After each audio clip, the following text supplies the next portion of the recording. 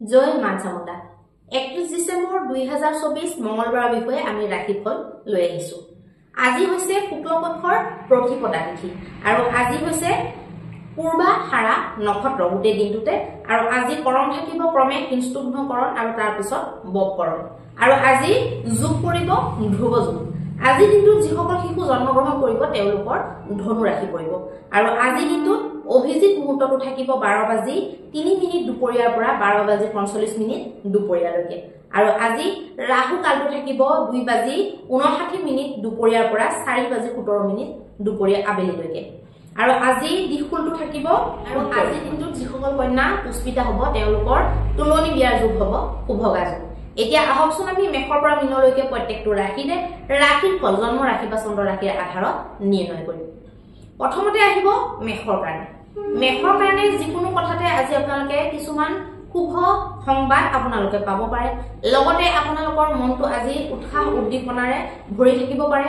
প্ৰেম বিষয়ক যদি কিবা কথা আপোনালোকৰ আছিলে বা তেনেকুৱা প্ৰস্তাৱ যদি আপোনালোকে দি ৰাখিছিলে তাৰ ক্ষেত্ৰতো আপোনালোকৰ শুভ সংবাদ কিবা দেখা পাব পাৰে। লগতে আজি আপোনালোকে নিজৰ সন্তানৰ ফালৰ পৰা কিবা এটা হেপিনেছ কিবা এটা মন ভাল লগা মানে ক্ষণ আপোনালোকে প্ৰাপ্তি কৰিব পাৰে। লগতে সা সম্পত্তি লোৱাৰ কথা আপোনালোকে কিবা আলোচনা কৰিব পাৰে, ঘৰুৱা হিচাপত বহি পেলাই আপোনালোকে ডিসকাশন কৰিব পাৰে। এতিয়া আহিব বৃষৰ কাৰণে। বৃষৰ কাৰণে অকণমান যদি বাণী সংযম কৰি চলে তেতিয়াহ'লে ভাল হ'ব। বাণীৰ পৰা আপোনালোকৰ শত্ৰু তৈয়াৰ হ'ব পাৰে, লগতে আপোনাৰ কথা কোনোবাই ভুল বুজি পেলাব পাৰে আৰু যাত্ৰা আপোনালোকৰ কাৰণে আজি শুভ নহ'ব। বাহন আদি চলোৱাৰ পৰা আপোনালোকে বিৰত থাকিলে ভাল হ'ব। এতিয়া আহকচোন আমি মিথুন ৰাশিৰ বিষয়ে আলোচনা কৰিম। মিথুন ৰাশিৰ কাৰণে আজি দিনটোত আপোনালোকে যিকোনো ব্যৱসায় বাণিজ্যৰ লগত জড়িত কাম, ডেইলি ইনকামৰ লগত জড়িত কাম বা ডেইলি নিজৰ ৰুটিনটো ডেইলি লাইফষ্টাইলটো ইম্প্ৰুভ কৰাৰ কাৰণে যদি কিবা কৰিম বুলি ভাবিছে, কিবা যদি এড কৰিম বুলি ভাবিছে নিজৰ ডেইলি ৰুটিনত, তেনেকুৱা ধৰণৰ যিবিলাক কাম আছে সেইবিলাকৰ কাৰণে ভাল দেখা গৈছে। আৰু লগতে আজি দিনটোত যদি কোনোবা মানুহ লগ ধৰি কথা পাতিব লগা আছে ব্যৱসায় সংক্ৰান্তত তেতিয়াহ'লে আপোনালোকৰ ভাল দেখা গৈছে। এতিয়া আহিব কৰ্কট ৰাশিৰ কাৰণে। কৰ্কট ৰাশিৰ কাৰণে সামূহিক যিকোনো মন্তব্য দিয়াটো আপোনালোকৰ ভাল নহয়, কিবা নতুন বিশেষ বস্তু অনাটো ভাল নহয়, নতুন কাম বহুত ডাঙৰ কিবা এটা কৰাটো ভাল নহয় আৰু নিৱেশ কৰাটো আপোনালোকৰ কাৰণে আজি শুভ নহ'ব। সিংহ ৰাশিৰ কাৰণে। সিংহ ৰাশিৰ কাৰণে যিকোনো ক্ষেত্ৰতে আপোনালোকৰ আজি দিনটোত শুভ সংবাদ প্ৰাপ্তি কৰা, প্ৰেমৰ ক্ষেত্ৰত আপোনালোকৰ শুভ সংবাদ আহা বা কিবা এটা আপোনালোকৰ বেমেজালি সৃষ্টি হৈ আছিলে সেইটো আপোনালোকৰ ঠিক হৈ গ'ল বা সমাধান হৈ গ'ল, তেনেকুৱা ধৰণৰ কথাবিলাকো আপোনালোকৰ জীৱনত হ'ব পাৰে। লগতে আপোনালোকৰ কিবা আজি এনেকুৱা বুদ্ধিৰ উদয় হ'ব পাৰে যিটোৱে নেকি আপোনালোকক দীৰ্ঘদিন ধৰি লাভ প্ৰদান কৰিব পাৰে। শিক্ষা দীক্ষাৰ ক্ষেত্ৰতো আজি প্ৰাৰম্ভিক শিক্ষা যিসকলে গ্ৰহণ কৰি আছে তেওঁলোকৰ কাৰণে শুভ দেখা গৈছে। এতিয়া আহিব কন্যা ৰাশিৰ কাৰণে। কন্যা ৰাশিৰ কাৰণে অকণমান কিছুমান সৰু সৰু কথাতে আপোনালোকৰ মন বেয়া আজি হ'ব পাৰে, চকু পানী ওলাব পাৰে আজি দিনটোত আপোনালোকৰ কিবা কথাত মন বেয়া হৈ পেলাই। লগতে আপোনালোকে ভবা কথা মতে যিকোনো কাম সমাধান নহ'ব পাৰে।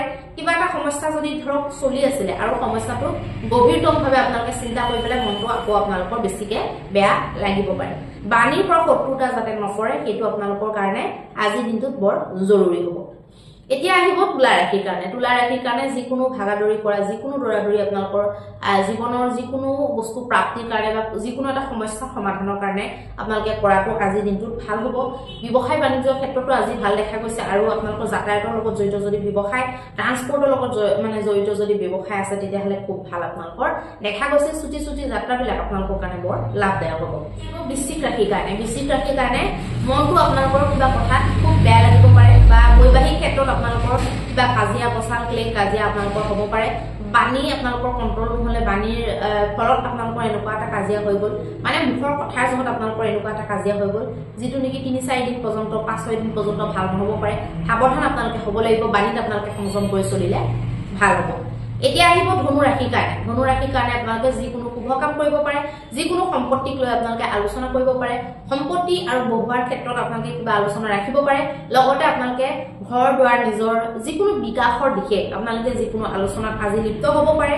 যিকোনো বস্তু বেচা কিনা বা যিকোনো বস্তু লেনদেন বা যিকোনো বিশেষ কথা সিদ্ধান্তমূলক কথা আপোনালোকে আলোচনাত আজি বহিব পাৰে। এতিয়া আহিব মকৰ ৰাশিৰ কথা। মকৰ ৰাশিৰ কাৰণে পইচা পাতি ব্যৰ্থকে যাব পাৰে। ঘপককে আপোনালোকে ভবা নাছিলে কিন্তু বহুত ডাঙৰ খৰচ এটা আহি গ'ল।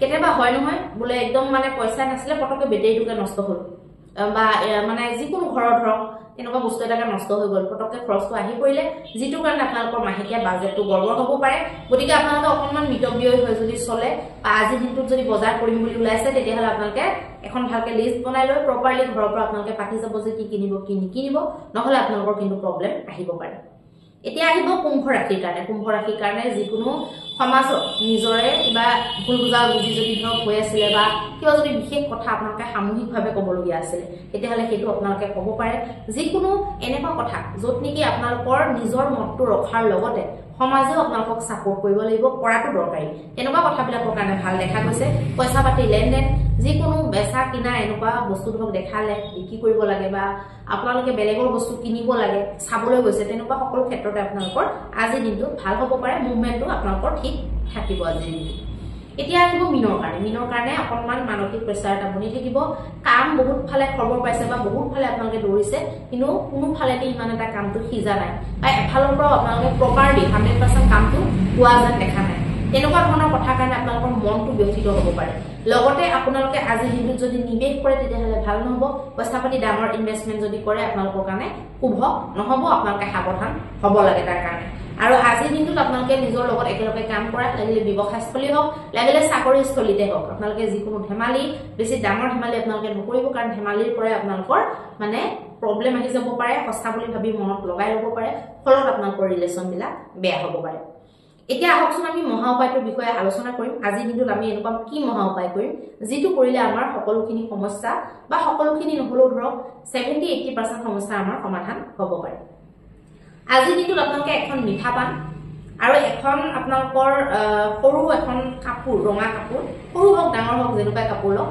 এখন মিঠা পান আৰু ৰঙা জবা ফুলৰ মালা এইকেইটা বস্তু আৰু আপোনালোকে এগছ পিয়ৰ খোৱা ঘিউ যিটো ঘিউ নেকি আমাৰ ধৰক পেটলৈ গ'লে একো নহয় বা আমি খাওঁতে ব্যৱহাৰ কৰোঁ সেই ঘিউৰ আপোনালোকে চাকি এই গোটেইকেইটা বস্তু আপোনালোকে দেৱীৰ যিকোনো দুৰ্গা মন্দিৰ বা যিকোনো তেনেকুৱা মুঠতে দেৱীৰ ৰূপৰ আৰু আপুনি কালী মন্দিৰত দিলেও হ'ব যদি ৰেগুলাৰ পূজা হোৱা কালী মন্দিৰ হয় কালী মন্দিৰত আপোনালোকে দিলেও হৈ যাব আপোনালোকে ৰাতিপুৱা ভাগত গৈ পেলাই দি আহিব তেতিয়াহ'লে অত্যন্ত শুভ ফল লাভ কৰিব পাৰিব ধন্যবাদ